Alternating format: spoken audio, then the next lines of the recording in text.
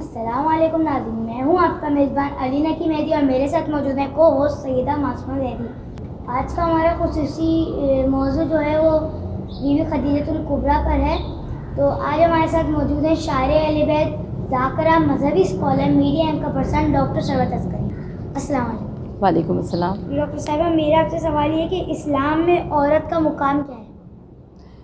بسم اللہ الرحمن الرحیم۔ السلام علیکم۔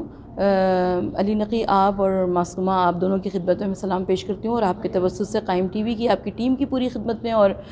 آپ کے ذریعے سے تمام ناظرین کی خدمت میں سلام پیش کرتے ہوئے اور تمام عالم اسلام کو تعزیت اور تسلیت پیش کرنا چاہتی ہوں، کیونکہ ام المومنین ملکۃ العرب جناب خدیجۃ الکبریٰ کا یوم وفات ہے، اور یہ وہ عظیم واقعہ ہے کہ جس کی بنا پر اللہ کے رسول صلی اللہ علیہ وآلہ وسلم نے اس سال کو عام الحزن یعنی غم کا سال قرار دیا تھا، جس سال میں حضرت ابو طالب اور جناب خدیجہ ام المومنین کی رحلت ہوئی تھی۔ تو سب سے پہلے جب میں بات کرنا چاہوں گی کہ اسلام میں عورت کا مقام، عورت کا مرتبہ کیا ہے، تو کسی بھی انسان کی عظمت کو، بڑائی کو، گہرائی کو ناپنے کے لیے ہمیں یہ دیکھنا ہے کہ دانش عصر کو اس نے کس طرح سے متاثر کیا ہے۔ اگر ایسا ہے تو وہ ہستی نفرت میں امرت ہے، بگولوں میں گلشن ہے، روایت میں درایت کا درخشاں باب ہے۔ ہم دیکھتے ہیں کہ ابتدائی آفرینش سے، ابتدائی کائنات سے عورت کو اللہ نے بڑا مقام، بڑا مرتبہ، بڑی عظمت اور عزت عطا فرمائی۔ یعنی حضرت حوا علیہ السلام جو کہ تمام آدمیوں کی، تمام انسانوں کی ماں قرار پائیں، اور اس کے بعد ہم دیکھتے ہیں کہ عورت کو جو مقام اور مرتبہ عطا کیا گیا عالم اسلام کی جانب سے، اللہ کی جانب سے، اور ادب، شعر میں بھی، شعر اور ادب میں، لٹریچر میں بھی جو ہمیں تمام تر اشارے اور استعارے ملتے ہیں وہ ذات عورت سے وابستہ ہیں۔ یعنی مادر درسگاہ کا حسین تصور، مادر وطن کا حسین تصور، وجود زن سے ہے تصویر کائنات میں رنگ۔ مگر جس طریقے سے دنیا میں ہر چیز کو تغیر اور تبدل ہے، بالکل ویسے ہی جب دنیا مادیت کی طرف راغب ہوئی تو ہم دیکھتے ہیں کہ عورت جو کہ کل تک مقدس تھی، مطہر تھی، دیوی تھی، اس عورت کو کبھی ہندوستان میں ستی کی بے رحمانہ رسم کی بھیٹ چڑھا دیا گیا۔ اس عورت کو کبھی ٹرکی میں حیوانوں کی صف میں کھڑا کر دیا گیا، عرب کی سرزمین پر اسی عورت کو زندہ دفن کر دیا گیا۔ اور یہ میں اپنی جانب سے نہیں کہہ رہی ہوں، قرآن مجید کی گواہی ہے۔ سورہ نیل میں ارشاد ہو رہا ہے، پروردگار عالم ارشاد فرما رہا ہے کہ تم لوگ یاد کرو اس وقت کو کہ جب تمہارے گھر میں کسی بیٹی کی ولادت ہوا کرتی تھی، تمہارے چہرے رنج کے مارے، شرم کے مارے سیاہ پڑ جایا کرتے تھے۔ یعنی عورت اس قدر پسی ہوئی چیز تھی، اس قدر پسماندہ چیز تھی، مگر ہزاروں درود اور ہزاروں سلام ہمارا آقا صلی اللہ علیہ وآلہ وسلم کی ذات گرامی پر کہ جب آقا صلی اللہ علیہ وآلہ وسلم مبعوث برسالت ہوئے تو حضور نبی کریم صلی اللہ علیہ وآلہ وسلم نے نہ صرف یہ کہ عورت کو عظمت دی، عورت کو اختیار دیا، عورت کو اقتدار دیا، بلکہ جو قرآن جیسی الہامی کتاب تھی اس میں عورت کو علم حاصل کرنے کی ترغیب اور تاکید کی گئی۔ باپ کی وراثت میں عورت کو حصے دار قرار دیا گیا۔ حضور نبی کریم صلی اللہ علیہ وآلہ وسلم جب کسی سفر پر جاتے ہیں تو سب سے آخر میں اپنی بیٹی کے دروازے پر آ کر سلام کرتے ہیں، جب کسی سفر سے واپس آتے ہیں تو سب سے پہلے اپنی پیاری بیٹی فاطمہ زہرا کے دروازے پر آ کر سلام کرتے ہیں۔ حضور نبی کریم صلی اللہ علیہ وآلہ وسلم نے عورت کو نازک آبگینوں سے تشبیہ دی، کہا کہ دیکھو عورت کا کبھی دل نہ دکھانا، عورت کو کس قدر نازک قرار دیا گیا۔ اب آج کی عورت کو یقیناً حضور نبی کریم صلی اللہ علیہ وآلہ وسلم کا اور عالم اسلام کا، اسلام کی تعلیمات کا ممنون کرم ہونا چاہیے، ممنون احسان ہونا چاہیے کہ انہوں نے عورت کو عزت، مرتبہ اور مقام عطا فرمایا۔ جی ڈاکٹر صاحبہ، میرا سوال یہ ہے کہ حضور نبی کریم پر جناب خدیجہ کی نگاہ انتخاب کیسے پڑ گئی؟ حضور نبی کریم صلی اللہ علیہ وآلہ وسلم پر جناب ام المومنین ملکۃ العرب خدیجۃ الکبریٰ کی نگاہ انتخاب کیسے نہ پڑتی؟ اس لیے کہ مکے کی سرزمین پر حضور نبی کریم صلی اللہ علیہ وآلہ وسلم کو صادق کہہ کر پکارا جاتا تھا، امین کہہ کر پکارا جاتا تھا۔ ابھی اعلان رسالت نہیں کیا، لیکن مکے کے تمام مشرکین، مکے کے تمام کفار، مکے کے تمام بت پرست حضور نبی کریم صلی اللہ علیہ وآلہ وسلم کی شرافت کی، نجابت کی، اخلاق کی، ان کی دیانت کی، ان کی سیرت کی تعریفیں کیا کرتے تھے، قسمیں کھایا کرتے تھے۔ اچھا، خویلد کی بیٹی خدیجہ بڑی دولت کی مالکہ تھیں۔ اچھا، پہلا سوال یہ پیدا ہوتا ہے کہ ان کے پاس اتنی دولت کہاں سے آئی؟ حضرت خبیلت کے خاندان میں بہت سارے ایسے افراد تھے جو کہ تصوف کی جانب، رہبانیت کی جانب مائل ہو گئے تھے، تو انہوں نے اپنی دولت خبیلت کو دی اور خود ترک دنیا کر لیا، لہٰذا وہ تمام دولت خبیلت کے پاس آ گئی۔ خبیلت سے وہ تمام دولت آئی جناب خدیجہ ان کی بیٹی کے پاس، اور جناب خدیجہ نے اس دولت کو ملٹیپلائی کیا، یعنی تجارت کی، تجارت کر کے ملکۃ العرب کا مقام حاصل کیا۔ ملکۃ العرب کا مقام حاصل کرنا، اور ایسی تجارت کی کہ عرب کی سرزمین جہاں پر حلال کا نام لینا بھی حرام تھا، وہاں پر ملکۃ العرب کو طاہرہ کا لقب دیا گیا۔ حضرت خدیجہ اپنی تجارت کے واسطے نہ صرف یہ کہ خود طہارت کی تمام تر، دیانت کی تمام تر اصولوں کو استعمال کیا کرتی تھی، بلکہ آپ کی نگاہ انتخاب بھی ان لوگوں پر پڑا کرتی تھی کہ جو لوگ ایسے ہی اوصاف کے حامل ہوں۔ تو کیسے یہ ممکن تھا کہ مکے کی سرزمین پر ایک شخص جو کہ صادق کہلاتا ہو، امین کہلاتا ہو، اور خدیجہ کو اس کے بارے میں علم نہ ہو؟ روایت یہ کہتی ہے کہ خدیجہ نے حضرت ابو طالب سے فرمایا، کہا کہ اگر آپ کے بھتیجے محمد مصطفیٰ صلی اللہ علیہ وآلہ وسلم میرا سامان تجارت لے کر جائیں۔ یہ حضور نبی کریم صلی اللہ علیہ وآلہ وسلم کی زندگی میں شام کا دوسرا سفر ہے جو آپ نے سفر تجارت کیا۔ اچھا، خدیجہ نے اپنے غلام میسرہ کو ہمراہ کر دیا، کہا کہ دیکھو راستے میں جو کچھ دیکھتے جانا اس کو ذہن نشین کرتے جانا، اور جب واپس آنا تو یہ ساری باتیں تم مجھ کو بتانا۔ اب میسرہ ساتھ میں ہمراہ روانہ ہوا، اور میسرہ دیکھتا گیا کہ یہ نوجوان جہاں سے گزرتا ہے بادل اس کے سر پر سایہ فگن رہتے ہیں، یہ نوجوان اس کے پسینے سے خوشبو، عرق گلاب کی خوشبو آتی ہے، یہ نوجوان جس کا کوئی سایہ نہیں ہے، یہ نوجوان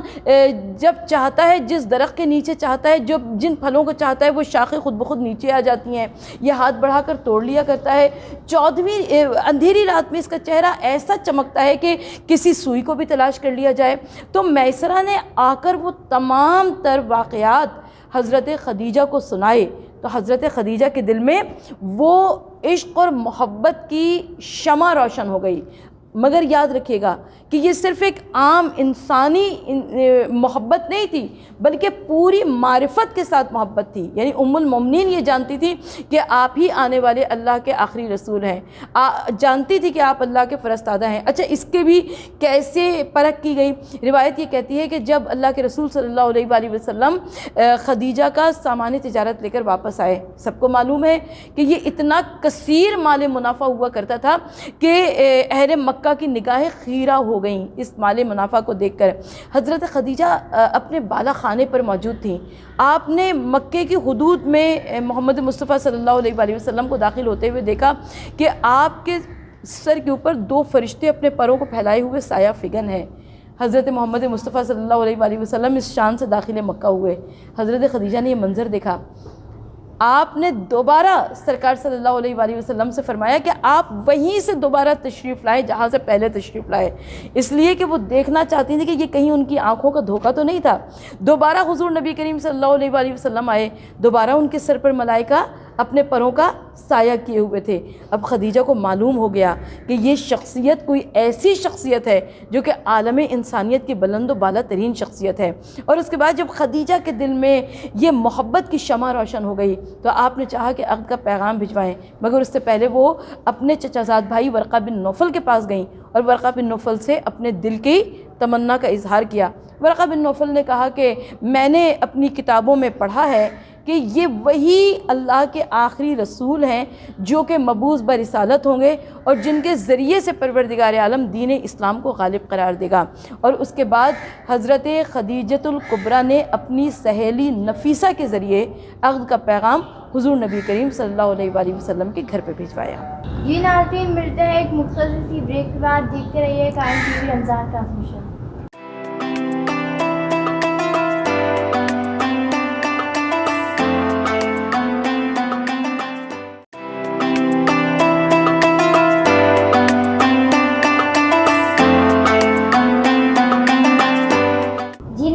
بریک سے واپس آ چکے ہیں، آپ دیکھ رہے ہیں قائم ٹی وی رمضان ٹرانسمیشن۔ جی ڈاکٹر صاحب، میرا آپ سے سوال یہ ہے کہ رسول خدا صلی اللہ علیہ وسلم کا بی بی خدیجۃ الکبریٰ سے اب کیسے ہوا؟ دیکھیے ابھی جیسے کہ ہم بریک پہ جانے سے پہلے بتا رہے تھے کہ حضور نبی کریم صلی اللہ علیہ وسلم کے گھر عقد کا پیغام بھجوا دیا گیا اور سہیلی نفیسہ کے ذریعے ام المومنین ملکۃ العرب نے عقد کا پیغام بھجوایا۔ اچھا، حضرت ابو طالب اس زمانے میں کسی سفر پہ تشریف لے گئے تھے۔ اللہ کے رسول صلی اللہ علیہ وسلم نے فرمایا، کہا کہ اپنے چچا حضرت ابو طالب سے پوچھوں تو پھر بتاؤں، اور حضرت ابو طالب جب تشریف لائے، دونوں چچا بھتیجے کی مرضی ایک ہوئی، اس کے بعد خدیجہ کے گھر عقد کا پیغام منظوری کہلا دی گئی اور تاریخ بھی مقرر ہو گئی۔ ادھر بھی تیاریاں ہو رہی ہیں، ادھر بھی تیاریاں ہو رہی ہیں، ادھر ملکۃ العرب کی شادی ہے، ادھر آقائے دو جہاں والی کون و مکان تاجدار انبیاء و مرسلین، ختم انبیاء و مرسلین، سید و سردار انبیاء و مرسلین احمد مجتبیٰ محمد مصطفیٰ صلی اللہ علیہ وآلہ وسلم کی عقد کی تیاری ہے۔ تو اس عقد کو کوئی معمولی نہ سمجھے، اس لیے کہ فرش پر بھی عقد کی تیاریاں ہو رہی ہیں، عرش پر بھی عقد کی تیاریاں ہو رہی ہیں۔ اور حضور نبی کریم صلی اللہ علیہ وآلہ وسلم کے پیارے چچا حضرت ابو طالب جب اپنے بھتیجے محمد مصطفیٰ صلی اللہ علیہ وآلہ وسلم کی بارات لے کر روانہ ہوئے تو روایت یہ کہتی ہے کہ یہ بارات بڑی عظمتوں کی بارات تھی، اور جب پہنچے ہیں حضرت خدیجہ کے گھر پر تو وہاں پر بھی اشراف مکہ میں سے، معززین مکہ میں سے کون سے ایسے بڑے بڑے افراد تھے جو کہ موجود نہیں تھے۔ اور جب یہ بارات پہنچی کہ جہاں پر عروس یعنی دلہن بنی ہوئی خویلد کی بیٹی انتظار کر رہی تھی کہ کب محمد مصطفیٰ صلی اللہ علیہ وآلہ وسلم دولہا بن کر آئیں گے اور مجھے دلہن بنا کر لے کر چلے جائیں گے، اور وہاں پر یہ سوال پیدا ہوا کہ نکاح کا خطبہ کون پڑھے گا، اور جناب حضرت ابو طالب کے ہوتے ہوئے کس کی مجال تھی کہ وہ نکاح کا خطبہ پڑھتا۔ تو حضور نبی کریم صلی اللہ علیہ وآلہ وسلم کے پیارے چچا نے اللہ کی وحدانیت کی گواہی دی، رسولوں کی گواہی دی، اپنے خاندان کا تذکرہ کیا، ذریت طیبین و طاہرین کا تذکرہ کیا، اور اس کے بعد یہ نکاح کی تقریب منعقد ہوئی، اور اس کے بعد دلہن بن کر اللہ کے رسول صلی اللہ علیہ وآلہ وسلم کے گھر میں ملکۃ العرب خدیجۃ الکبریٰ تشریف لے آئیں، اور ایک عظیم گھرانہ تشکیل پا گیا، وہ عظیم گھرانہ کہ جس گھرانے سے نبوت چلی، جس گھرانے سے رسالت چلی، جس گھرانے سے امامت چلی، اور ایک دو دن کے لیے نہیں بلکہ قیامت تک کے واسطے چلی۔ سبحان اللہ۔ جی ڈاکٹر صاحبہ، میرا آپ سے سوال یہ ہے کہ جناب خدیجہ جب بیاہ کر کے رسول کے گھر آئیں تو آپ کا کیا کردار تھا؟ دیکھیے، شہزادی ملکۃ العرب ام المومنین خدیجہ الکبریٰ اللہ کے رسول صلی اللہ علیہ وآلہ وسلم کے حرم پاک میں آنے والی پہلی خاتون ہیں، پہلی ام المومنین ہیں، جن کے اوپر ہماری جانیں قربان ہو جائیں، اس لیے کہ یہ وہ خاتون ہے کہ جنہوں نے آ کر آزمائشوں کے دن دیکھے، مصائب کے دن دیکھے، مشکلات کے دن دیکھے۔ جب اللہ کے رسول صلی اللہ علیہ وآلہ وسلم کے گھر میں دلہن بن کر تشریف لائیں تو آپ نے اپنی پوری کی پوری دولت عالم اسلام کے واسطے حضور نبی کریم صلی اللہ علیہ وآلہ وسلم کو ہبہ فرما دی۔ دیکھیے، آقا صلی اللہ علیہ وآلہ وسلم نے مانگا نہیں تھا، اگر مانگا ہوتا تو کل کو آنے والا مورخ اسلام کی تاریخ لکھنے والا یہی کہہ دیتا ہے کہ حضور نبی کریم صلی اللہ علیہ وآلہ وسلم نے اتنی دولت دیکھ کر، اتنی امیر و کبیر مال و متاع دیکھ کر اتنی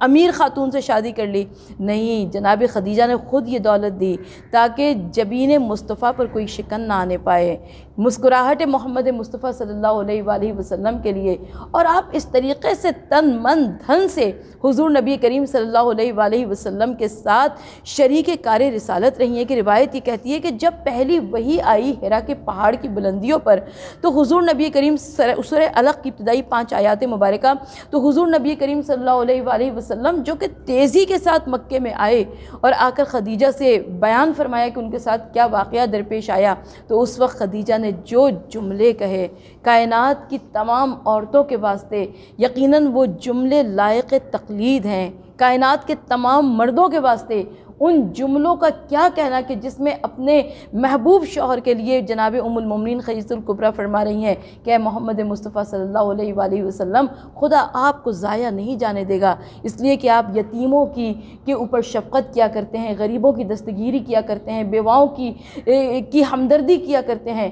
اور اس کے بعد حضور نبی کریم صلی اللہ علیہ وآلہ وسلم کو ردائے رسالت اڑائی، اور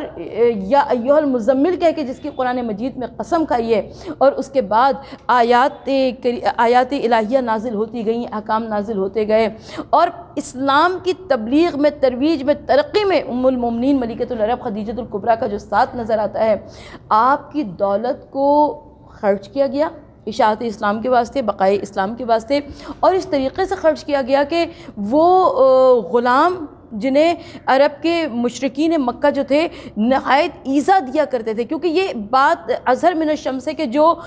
مظلوم افراد تھے، جو غریب افراد تھے، جو کمزور افراد تھے سوسائٹی کے، پہلے انہوں نے اسلام قبول کیا ہے۔ وہ جو بڑے بڑے افراد تھے مشرکین مکہ کے، کفار مکہ کے، وہ جو سردار تھے، ان کی سرداری کو خطرات درپیش تھے، انہوں نے پہلے اسلام قبول نہیں کیا تھا۔ تو اب وہ جو غلام تھے جن کے اوپر وہ سردار نہایت مظالم کرتے تھے، نہایت مصائب ان کے اوپر درپیش ہوتے تھے، ان کو خریدا جاتا تھا خدیجہ کی دولت سے، ان کو خریدا جاتا تھا، غلاموں کو آزاد کیا جاتا تھا۔ حضرت خدیجہ کی دولت اشاعت اسلام کے واسطے، بقائے اسلام کے واسطے کس طریقے سے خرچ کی گئی کہ حضور نبی کریم صلی اللہ علیہ وآلہ وسلم جب تک زندہ رہے خدیجہ کے احسانات کو یاد کرتے رہے۔ جب ایک مرتبہ کسی نے کہا کہ یا رسول اللہ صلی اللہ علیہ وآلہ وسلم کب تک خدیجہ کو یاد کریں گے، کب تک خدیجہ کی یاد کو تازہ رکھیں گے، کیونکہ وہ دیکھتے تھے لوگ اپنی آنکھوں سے کہ خدیجہ کے رشتہ دار آتے ہیں تو اللہ کے رسول صلی اللہ علیہ وآلہ وسلم ان کا استقبال کرتے ہیں، خدیجہ کی سہیلیوں کو تحفے تحائف بھجواتے ہیں، ان کے یہاں قربانی کا گوشت بھجواتے ہیں۔ تو اللہ کے رسول صلی اللہ علیہ وآلہ وسلم نے فرمایا، رحمت للعالمین رسول نے فرمایا کہ خدیجہ کی برابری کون کر سکتا ہے؟ خدیجہ کے ذریعے اللہ نے اس وقت مجھے صاحب اولاد کیا جبکہ مکے کی زمین پر لوگ مجھے ابتر کے طعنے دے رہے تھے۔ خدیجہ نے رسم و رواج کے بندھنوں کو توڑ کر مجھ تک عقد کا پیغام پہنچایا، اور خدیجہ نے اس وقت اپنے مال سے مدد کی جس وقت میرا کوئی ناصر و مددگار نہیں تھا، اور خدیجہ اس وقت مجھ پر ایمان لائیں جس وقت کہ مکے کی سرزمین پر سب میری تکذیب کر رہے تھے۔ یعنی خدیجہ کی منزلت کو سمجھنے کی کوشش کیجئے۔ خدیجہ جواب طعنۂ ابتر ہیں۔ خدیجہ نے رسم و رواج کے بندھنوں کو توڑ کر حضور نبی کریم صلی اللہ علیہ وآلہ وسلم سے عقد کا پیغام دیا ہے۔ اسی لیے شاعر نے کہا کہ فلک نشاں عرش مرتبت کہکشاں قدم خوش نظر خدیجہ، فلک نشاں عرش مرتبت کہکشاں قدم خوش نظر خدیجہ، بدن صداقت سر خدیجہ، صدف شرافت گوہر خدیجہ، وہ آل کی مادر گرامی رسول کی ہم سفر خدیجہ، خدا کے دین مبین کے زخموں کی دہر میں چارہ گر خدیجہ، اسی کے دم سے جہاں میں مہر و وفا کا چشمہ ابل رہا ہے، نبی کا دین مبین اسی محسنہ کے ٹکڑوں پہ پل رہا ہے۔ سنو اسی نے کیا مرتب نساء کا دستور حکمرانی۔ آج کی عورت جو کہ رول ماڈل کی تلاش میں نہ جانے کہاں کہاں جاتی ہے، اس کو یاد ہونا چاہیے کہ ایک ایسی عورت اسلام میں گزری ہے کہ سنو اسی نے کیا مرتب نساء کا دستور حکمرانی، بڑے سلیقے سے کر گئی ہے رخ رسالت کی پاسبانی، سنوار دی اس کی تربیت نے کچھ اس طرح حق کی نوجوانی، پیمبری خود پکار اٹھی تیرا کرم تیری مہربانی، جو تو نہ ہوتی تو کون مشکل میں دی کی مشکل کشائی کرتا، تیرے سوا کون بے نوا کبریا کی یوں ہم نوائی کرتا، عرب کے راجہ کے من کی دیوی، عجم کے سلطان کی شہزادی، تیرے ہی دم سے ہوئی منور حجاز کی بے چراغ وادی، تیرے ہی دم سے ہوئی منور حجاز کی بے چراغ وادی، کبھی مسائل کو حل کیا ہے کبھی مسائب پہ مسکرا دی، یہ مسکرا دی تو مسکراہٹ کا نام قرآن ہو گیا ہے۔ میرا پورا پروگرام، پوری گفتگو، ہماری زندگی قربان ہو جائے اس ایک مصرے پر کہ یہ مسکرا دی تو مسکراہٹ کا نام قرآن ہو گیا ہے، اسی کا دامن بکھر کے دنیا میں آل عمران ہو گیا ہے۔ سبحان اللہ، آپ نے ہمارے سوال کا بہت اچھا سا جواب دیا۔ جی ناظرین، اب وقت ہوا جاتا ہے پروگرام کے اختتام کا۔ خدا حافظ۔